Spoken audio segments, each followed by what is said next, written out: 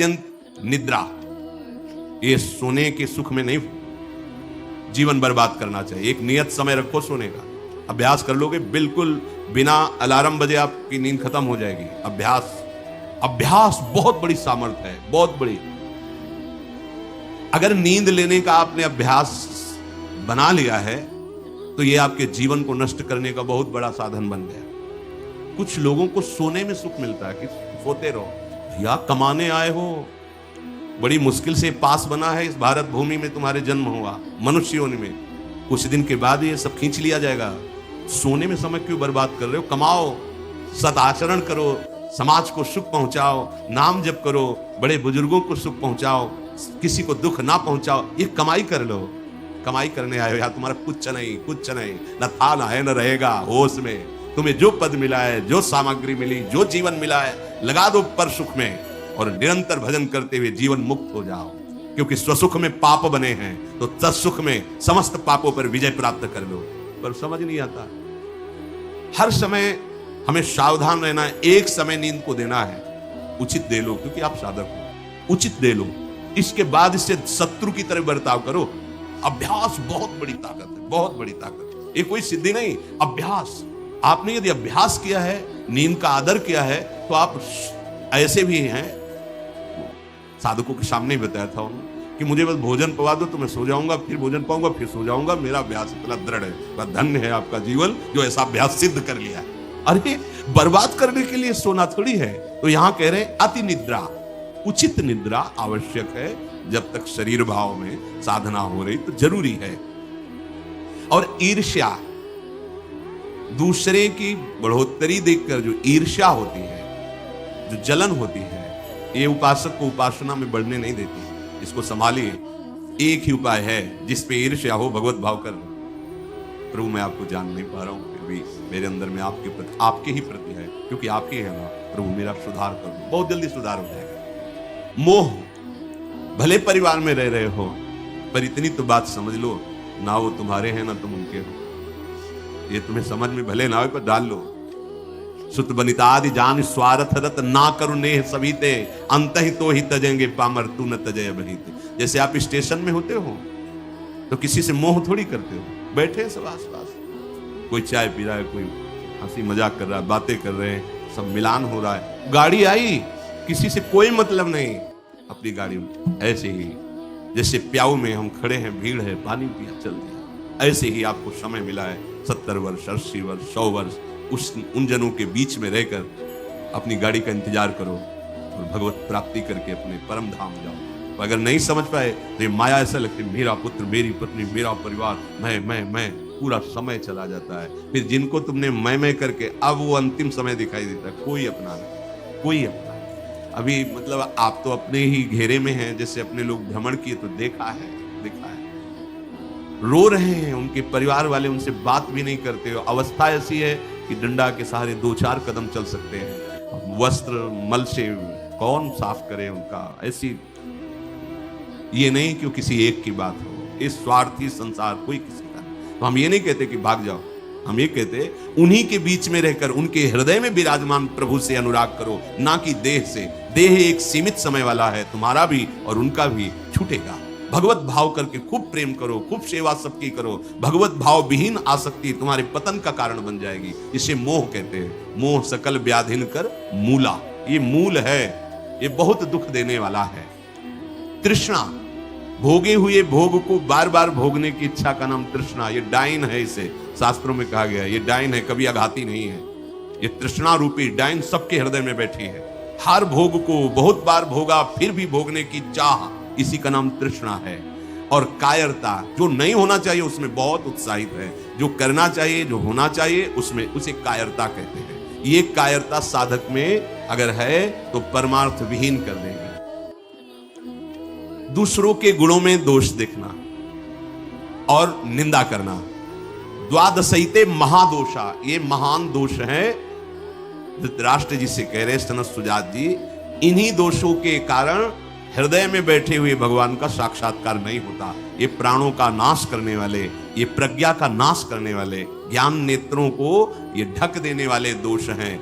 शोक, क्रोध, लोभ, काम, मान, अत्यंत निद्रा, ईर्ष्या, मोह, तृष्णा, कायरता, गुणों में दोष देखना और निंदा करना, ये 12 महान दोष साधक की साधना का नाश करने वाले हैं। भगवत अनुभव इन्हीं के कारण नहीं हो पाता। भगवान हृदय में है पर हमें अनुभव क्यों नहीं होता? इन 12 दोषों के कारण। राजेंद्र जो लोलुप पुरुष, क्रूर कर्म करने वाला, कठोर वाणी बोलने वाला, कृपण स्वभाव वाला, मन ही मन दूसरों के प्रति जलने वाला और अपनी प्रशंसा करने वाला है, वो निश्चय ही भगवत मार्ग में नहीं चल पाता है, भगवत मार्ग का वर्ण नहीं कर पाता है। जो संभोग में मन लगाने वाला, हृदय में विषमता रखने वाला, अत्यंत अभिमानी स्वभाव वाला, दान दे करके जलन करने वाला, मैंने क्यों दे दिया, दान देकर जलन करने वाला, आत्म श्लाघा करने वाला और असमर्थ होकर अपनी बड़ाई लंबी लंबी बातें करने वाला, ऐसा पुरुष भी परमार्थ पर चलने की योग्यता खो देता है। सच्ची हो या झूठी निंदा करनी ही नहीं है। सद वा परिवादो ब्रह्मणस्य न सस्यते नरक प्रतिष्ठास्ते वही शूर एवं कुर्वते जनाः। बोले इसमें क्या, मैंने देखा ऐसा ऐसा ऐसा, तो शास्त्र कह रहा है कि तुम देखो भगवान को, सर्वम खलमिदम ब्रह्म ने नानास्ति किंचित, देखा तुमने सत्य वस्तु को तो देखा नहीं। तो कह रहे सद वा परिवादो, झूठी हो या सच्ची किसी की भी निंदा नहीं करनी। बोले हम तो सत्य बोलेंगे, तो सत्य को जाना तुम, सत्य एक है, सच्चिदानंद में है, उसको जाना। अगर उसको नहीं जाना तो तुम झूठे तो हो ही, तुम्हारी हर बात झूठी है। बोले नहीं हम सत्य बोलते हैं, हमने जो देखा, तुम क्या देखा? जो देखना चाहिए वो देख पाए, जो नहीं देखना चाहिए वो देख पाए, तो तुम तो झूठा देख रहे हो, झूठा बोल रहे हो। सद वा परिवादो, बात सच्ची हो या झूठी, यदि वो किसी की निंदा है तो नहीं करना है, अगर करते हो तो नरक प्रतिष्ठास्ते वही शूर एवं कुर्वते जनाः, निश्चित उसे नरक की प्राप्ति होती। ये सनत सुजात जी महापुरुष बोल रहे हैं, जो बहुत बकवाद करने वाला है, दूसरों के दोषों का वर्णन करने वाला है और धन का दुरुपयोग करने वाला है, प्राणियों को कष्ट पहुंचाने वाला है। ऐसे आचरण वालों को देख करके प्रणाम मन से करके दूरी बनाओ, इनका संग नहीं करना चाहिए। इसलिए वो धन्य है जो सब प्रकार की कुचेष्टाओं का त्याग करके एकांत मन से भगवान श्री हरि की उपासना करते हैं। ना किसी से स्तुति, ना किसी से निंदा, ना किसी से राग, ना किसी से द्वेष। वो महापुरुष बालवत हो जाते हैं, बालवत, निर्विकार, ब्रह्म का साक्षात्कार करके बालवत चेष्टा के द्वारा जीवन व्यतीत करते हैं। वेदों में इसी स्थिति को जीवन मुक्त अवस्था कहते हैं। हे राजन, सच्चिदानंद परब्रह्म की प्राप्ति ही इस जीवन का परम लक्ष्य है। जो इस लक्ष्य को निश्चित करके, जो बताए हुए दोष है उनका त्याग करके, असाधनों का त्याग करके साधन में स्थित रहता है, निश्चित उसका स्वभाव बालवत। बड़े बड़े महापुरुषों को देखे एकदम निर्विकार, बालवत चेष्टा, बोधवान होते हुए भी अबोधवत चेष्टा, जैसे बच्चा, न किसी से राग न किसी से द्वेष, खेल रहे। तो जीवन मुक्त महापुरुष कर्ता और भोक्ता भाव से रहित होते हैं, कोई भी दोष उनका स्पर्श नहीं करता, वो जगत मंगल करते हैं। वही स्थिति अपने को प्राप्त करने का समय दिया गया है।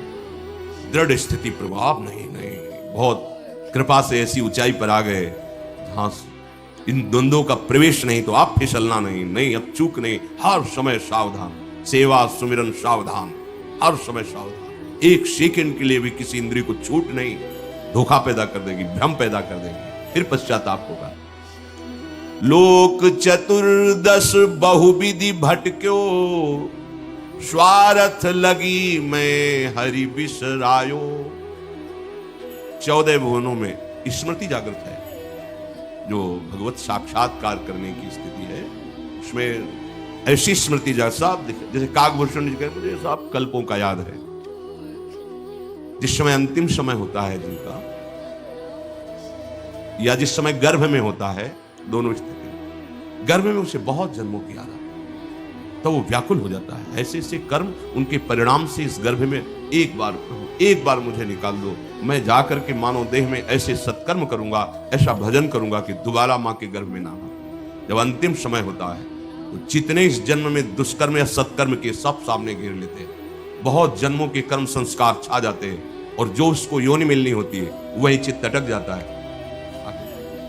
बहुत सावधान, बहुत सावधान। कह रहे हरिराम व्यास जी, 14 लोकों में घूम कर मेरी स्मृति इस समय जागृत, 14 लोकों में घूमा हूं, हर जगह सुख भोग की लालसा में हरि का विस्मरण ही होता रहा। हरि का स्मरण कब होता है अखंड?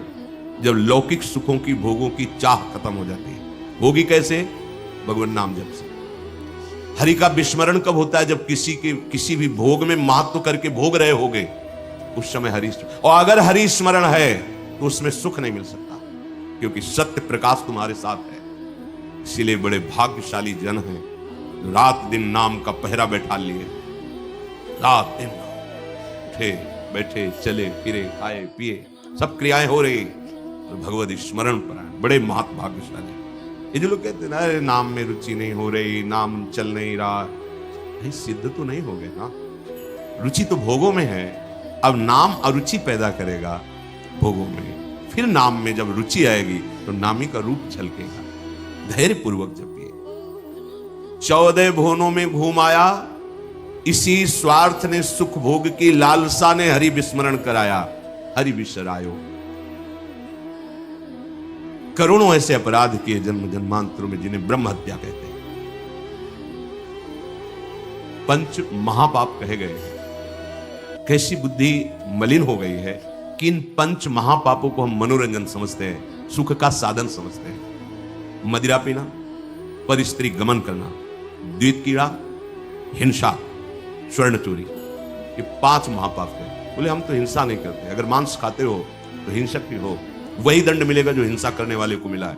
वैसे जिससे कोई गौ हत्या करता है और आप मांस खाते हैं, तो बिल्कुल वही हत्या आपको प्रताड़ित करेगी, आपको जलाएगी, आपका नाश करेगी। कोटि गाय ब्राह्मण मारे को ताप पाप उपजाए।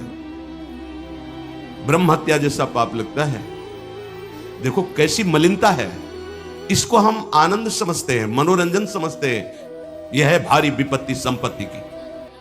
बहुत बहुत सावधान। ऐसा धुआं उठा है कलिकाल का, मलिनता का, कि पापाचरण में रति है। जैसे निष्ठावान धर्मात्मा पुरुष धर्म से विचलित नहीं हो सकता, ऐसे ही हम अधर्म निष्ठा वाले बन रहे हैं। स्वागत में तो मदिरा ही प्रधान हो रही है। ऐसा बुद्धि काम नहीं कर रही। कैसे मंगल होगा, कैसे सुख होगा, जिसे शास्त्र के रचयिता भगवान स्वयं श्री कृष्ण द्वैपायन व्यास देव जी वो कह रहे हैं। ये पंच महापाप है, ये ब्रह्म हत्या के समान है। कैसा कैसा मनोरंजन। मित्र मिले, क्या स्वागत में मदिरा रखी जाए, और बहुत भाई धनी है, ऐश्वर्यवान, मांस भक्षण और व्यभिचार, मनोरंजन के लिए द्वित कीड़ा, दूसरों का धन अपहरण करना, हिंसा करना स्वभाव। क्या हो रहा है? बोले पाप ताप उपजायो, भारी ताप। कल जो है किसी को पूरी चमड़ी सड़ रही है, पूरी चमड़ी चिल्ला रहे, पूरी चमड़ी उधेल रही, खून रक्त ऐसे मक्खियां भिनभिना रही। क्या हुआ? कर्म बिगड़ गया, मानव देह मिली, जीना मुश्किल है। प्रतिपल अब जब तक जिए तब तक वो चीखता रहेगा। अर्थ नहीं है औषधि के लिए, कोई पास नहीं जा रहा है। आप समझो, जब कर्म अपना दंड देना प्रारंभ करेगा तो कोई तुम्हारी रक्षा नहीं कर पाएगा। बात समझो। हरिराम व्यास जी कह रहे हैं, कोटि गाय ब्राह्मण मारे को ताप पाप उपजाए। आप देश विदेश घूम रहे, आप मांस भक्षण कर रहे हैं। क्या आपको ये जानकारी है कि विधर्मियों ने तलवार की नोक पर उसको पवाने की चेष्टा करते थे तो गर्दन कटवा लेते थे जन, पर उसको कभी जवान पे नहीं रखा, ऐसे चीर दिए गए, स्वीकार कर लिया, पर उन्होंने उसको आज तुम पैसे देके खाते हो, तुम जानकारी करते हो कि जो तुम देश विदेश ऐसे घूम रहे हो, गर्दन उतरवाना स्वीकार कर लिया पर चखा नहीं। आज तुम्हारी बुद्धि इतनी भ्रष्ट है कि तुम पैसा देकर उसे खाते हो, और अपने को मनुष्य, अपने को जो भी नाम दो कि हम ये सनातनी, हम ये धर्म में चलने वाले। आप क्या? सनातन भगवान का नाम है, भगवान का नाम सनातन है। तुम भगवान के हो तो भगवान की आज्ञा का पालन करो। तुम्हारे लिए जो बना हुआ आहार है उसे आप पाओ, धर्म पूर्वक चलो। महापाप हम हर्षित होकर करते हैं, बातें बड़ी बड़ी ज्ञान वैराग्य और बड़ी उन्नति की बातें करते हैं, और हमारे आचरण कैसे होते हैं। सुधार करो भाई, सुधार कर लो। अगर आपको ये मानव देह मिला है तो संभाल कर लो, नहीं कितनी योनियों में भटकना पड़ेगा अभी पता नहीं। अज्ञान के कारण लगता है देख लेंगे, कुछ नहीं, सावधान हो जाओ। यदि आप जिस पशु का मांस खाते हैं उसी पशु की हत्या का आपको पूर्ण दंड मिलेगा। यानी मैं खरीद लाता हूं, मैं कोई हत्या तो नहीं करता, लेकिन आप पार है ना, वही पाप आपको लगेगा, वही। कर्ता प्रेरक अनुमोदन। आगे कह रहे, कबहू स्वपचु शरीर धर्यो मैं, चोरी बल उदर बढ़ायो, कबहू क विद्या बाद स्वाद लगी, ब्राह्मण हुए पुजवायो, हरि बिनु छीन ना कहूं सुख पायो।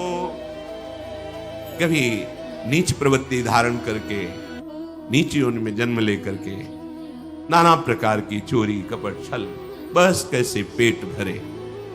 कभी बहुत विद्वान होकर के विद्या के अभिमान में तर्क विवाद करते हैं। प्रकांड पंडित थे ये, जहां भी जाते थे विजयश्री विद्वता से प्राप्त करते थे। तर्क जिह्वा में ऐसी प्रवीणता थी, कोई इनके सामने टिकता नहीं था। तो वहां फिर नमस्कार, पूजा, सम्मान, वाहवाही। कबहू क विद्यावाद स्वाद लगी, ब्राह्मण हुए पुजवायो। जब कोई प्रणाम करता है, नमस्कार करता है, प्रशंसा करता है, अच्छा लगता है। वो अच्छा लगना देह भाव को पुष्ट करके भगवत विस्मृति के गर्त में गिरा देगा।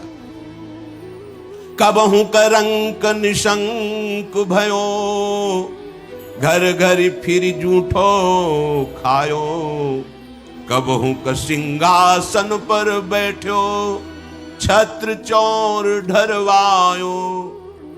कभी तो इतनी गरीबी देखी है, कभी किसी योनि में ये देखा कि राजा बन गया, छत्र चौर, बड़ा वैभव, लेकिन उधर गरीबी में भूख से व्याकुल होकर भगवत स्मृति रहित जीवन गया। कभी इतना वैभव कि उसके अभिमान में प्रभु को भूलकर भटकता रहा। ये ऐसी माया है कि जो जहां है उसी में आसक्त है।